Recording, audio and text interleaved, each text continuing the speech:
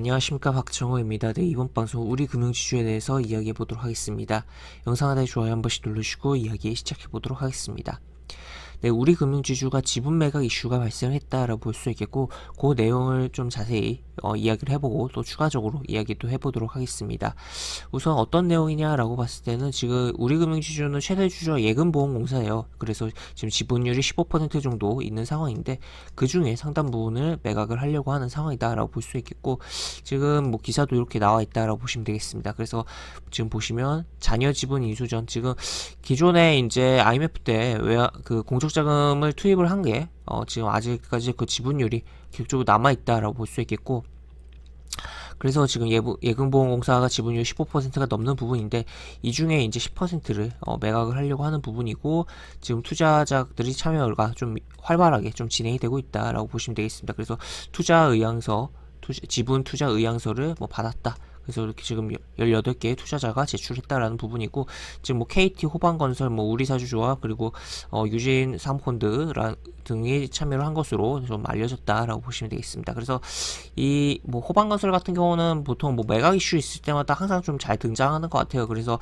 뭐 실제로는 거의 뭐 막판 좀 발 빼고 액션이 나오고 있는데, 요번에 실제로 이 지분 참여가 지분 인수가 될지도 좀 지켜봐야 될 대목이지 않을까 싶기도 하고, 또 그리고 KT 같은 경우는 K뱅크가 있죠. 이제 인터넷 전문은행으로 또 우리금융지주와 그 우리금융 쪽에서 이제 K뱅크 뭐 출자를 한 부분도 있고 한데, 그런 뭐 인터넷 전문은행과 기존의 금융 쪽의 부분을 좀 더 연결고리로서 좀 강화하려고 하는 과정 속에서의 지분 참여 아닌가라고 좀 생각을 해볼 여지가 있다라고 볼 수 있겠습니다. 그리고 요 사모펀드는 당연히 주가에 이제 매수했다가 차익 실현하려고 하는 의지겠다라고 볼 수 있겠고, 지금 해서 쭉 내용을 보면은 이제 아까도 이야기 드렸지만 IMF 때 구조조정 과정에서 투입한 공적자금에 대한 로 인해서 이제 지분율 확보된 거가 아직도 이제 남아 있는 부분이고, 계속적으로 처분하면서 민영화에 대한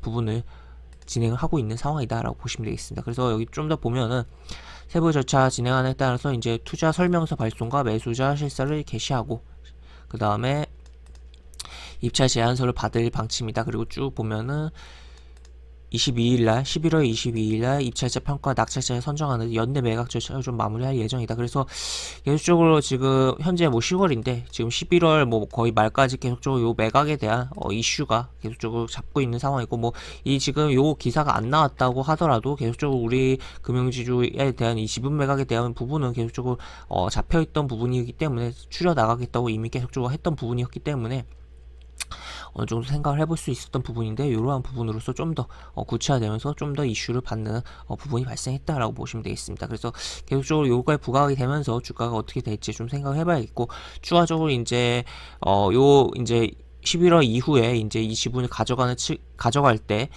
당시 이제 주가 수준이라든지 가져가는 지분에 따라서 그리고 가져가는 주체에 따라서 좀 주가를 보는 데 있어서 후 주가 흐름에 있어서 좀 생각을 해볼 여지들이 있는데, 기본적으로 이제 현 주가보다 싸게 가져간다라고 봤을 때는 단기적으로 좀 주가 하락이 발생을 할 수가 있다라고 볼 수 있겠고, 또 추가로 높게 가져간다라고 했을 때는 그 가격까지 주가가 오히려 쉽게 좀 단기간에 좀 올라가질 여지가 있다라고도 볼 수 있겠습니다. 다만 항상 이제 대규모 이제 블록딜의 경우는 이제 대규모 지분 매각의 경우는 현재 주가보다 할인을 해서 넘기는 부분이 있기 때문에 그러한 부분을 생각해 봐야겠고, 다만 그러한 부분에 있어서 할인을 해서 가져가더라도 단기적으로 좀 주가가 빠질 가능성이 있지만, 추가적으로 어쨌든 이 물량에 대해서 단기적으로 어느 정도 매도는 나오겠지만 추가적으로 끌고 가면서 주가의 상승에 대한 기대값을 노릴 가능성은 높다라고 볼 수 있겠습니다. 그래서 일단 뭐 그거는 이제 11월 넘어서의 이야기가 되겠고, 현재 수준에서 이러한 이슈가 좀 더 구체화됐기 때문에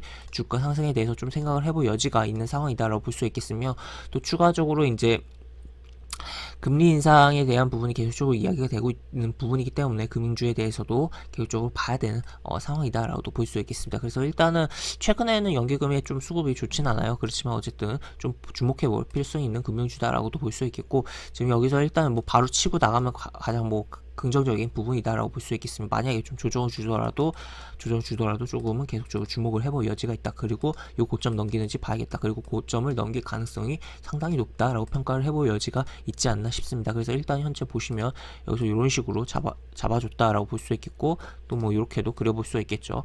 그리고 저점 계속 높이고 있고 10일 이동평선 쭉 타주고 있는 상황이다. 그리고 큰 흐름에서는 장기간 하락이 나왔다가 잡아주고선 지금 올라타주면서 움직임이 나오고 있는 상황이다 라는 거 체크를 해볼 수가 있겠습니다. 이렇게 볼 수 있겠고, 영상 하단에 보시면 설명과 댓글 부분에 동일한 링크가 들어갑니다.